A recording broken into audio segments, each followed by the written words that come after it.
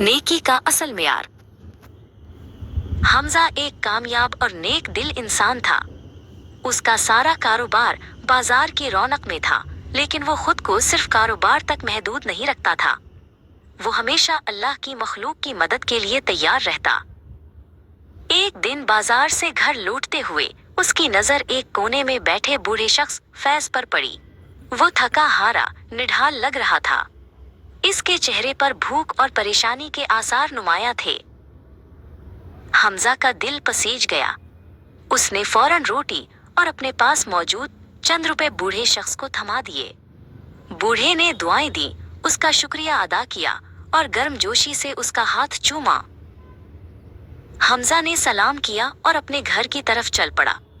लेकिन अभी वो चंद ही कदम चला था कि दिल में एक शैतानी वसवसा पैदा हुआ। क्या ये शख्स वाकई इतना मोहताज था? क्या मैंने अपनी नेकी को सही जगह पर खर्च किया? क्या ये शख्स सिर्फ लोगों को धोखा देने वाला भिखारी तो नहीं था? हमजा के कदम रुक गए और उसके दिल में शक का बोझ बढ़ गया। उसने सोचा, मुझे वापस जाना चाहिए और देखना चाहिए कि वो शख्स इन चीजों का क्या करता है।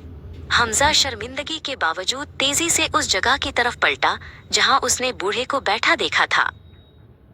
जब वो उस जगह पहुंचा तो उसने देखा कि बूढ़ा फैज जमीन पर सजदे में झुका हुआ है और नमाज अदा कर रहा है।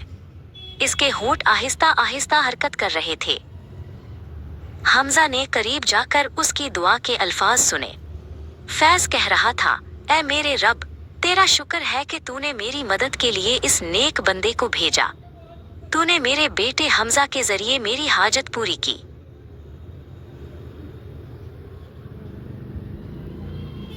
हमजा की आंखों में आंसू आ गए।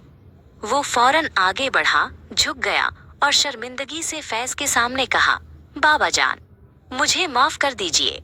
मेरे दिल में पल भर के लिए बुरा ख्याल आया। मैंने शक किया कि आया आप वाकई मोहताज थे या नहीं।